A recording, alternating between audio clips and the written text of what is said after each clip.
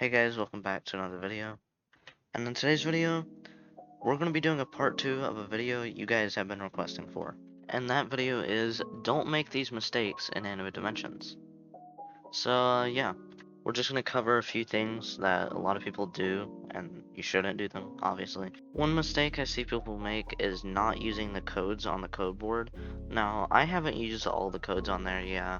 That's because I don't know. Probably going to actually. Anyways, you do want to use all of these codes because you'll get extra drops for. It's basically extra luck. You get extra XP if you're low level, and you get extra gold if you're just running low. Another thing I see people do that is a very huge mistake is spending your speed raid tokens on like costumes or gold or any of these other speed raid characters. Shadow Esper, you can make an exception, but if you don't have Shadow Monarch, what are you doing? A lot of people are like, I want Shadow Monarch so much, and then once they get 2.7k they go over here and buy Shadow Shanks. Another mistake is not using small skins. Now I think there's one or two small skins in the shop right now, but there are quite a few small skins. Most of the small skins are Kono skins. They're always nice skins. We got Zero, which we also got the other Zero. Anyways, I think the only small skins in the shop right now are Zero, which is Robux, but if you want one for free, you can get Kono. Pretty nice skins. Now, if you're wondering why you should use small skins and how to tell if something's a small skin, is basically just telling if it's a Zero skin or a Kono skin. But anyways, the reason you want to use them is because it makes it easier to super dash. Super dash makes it to where you can dash farther. I might make a video a little bit in depth on how to super dash. You'll get a dash, instead of going from here to here, you'll go from here to here. They're kind of hard to do, but you'll get used to doing it.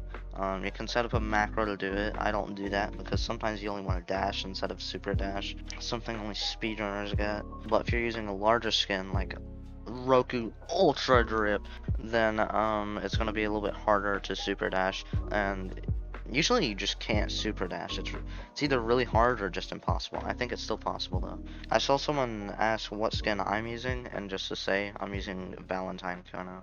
Another mistake, a lot of people make this, is leaving camera shake on and all this other stuff like hide others effects, reduce own effects, assist effects, enemy effects, all of that stuff. Turn it on / off.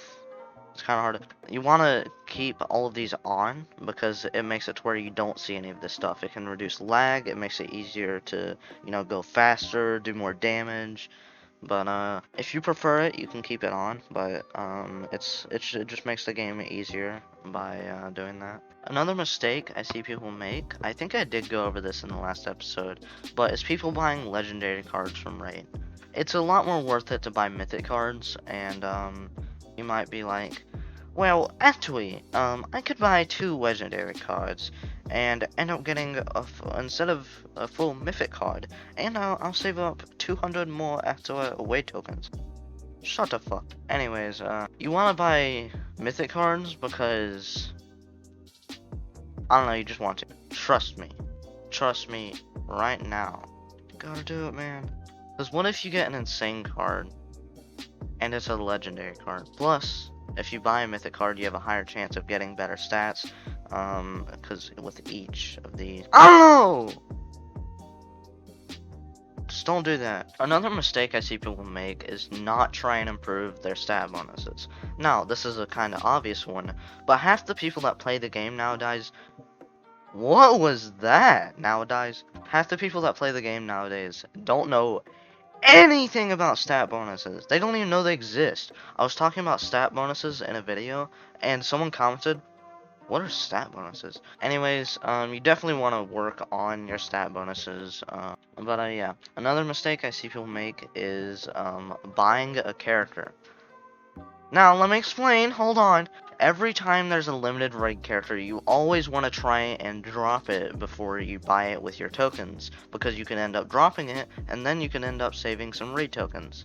Now, it kind of depends on how fast you can gain raid tokens. If you get about 1,000 raid tokens a day, which most of you don't, but let's say you do, I'd suggest buying Dio about about a day before he leaves, a day or two, because you should always save up your tokens unless you're trying to, buy some accessories. If you have like 0 tokens, because you spend them all on accessories, I recommend buying Dio 3 days before he leaves. But wait, no, actually, you should always have enough to buy Dio or any other character you want.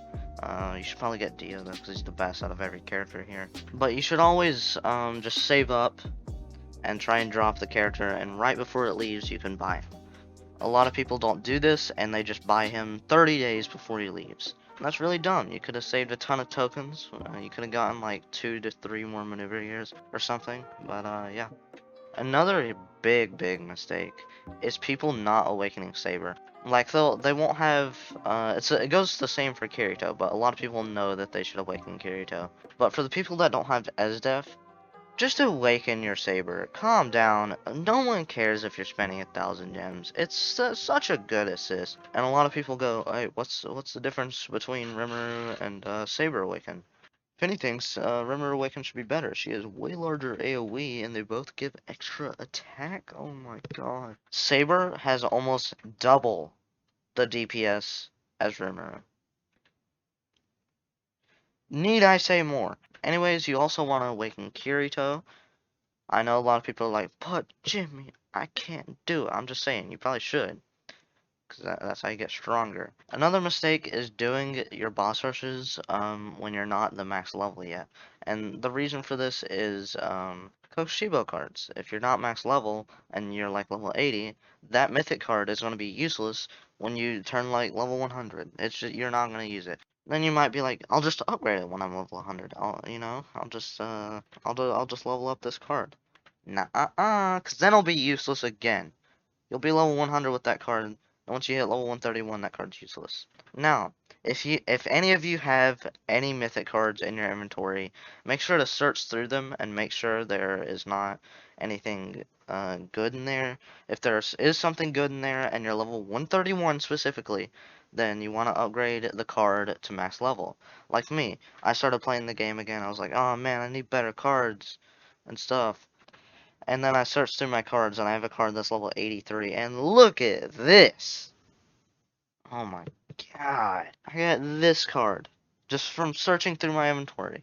But, yeah, make sure you search through your inventory if you have any mythic cards by any chance, which you shouldn't, but if you do, and you're level 131, and they're under level 131, if they're really good, then upgrade them.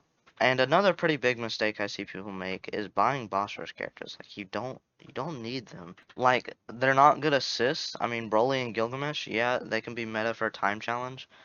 But like that's it. You could have bought 3 mythic cards instead. And you're like, oh hey, Kokushibo's a pretty good main, right? Yeah. Pretty good.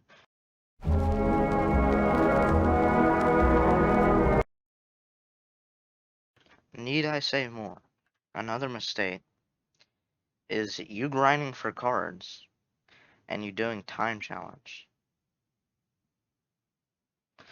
I have one thing to say for that.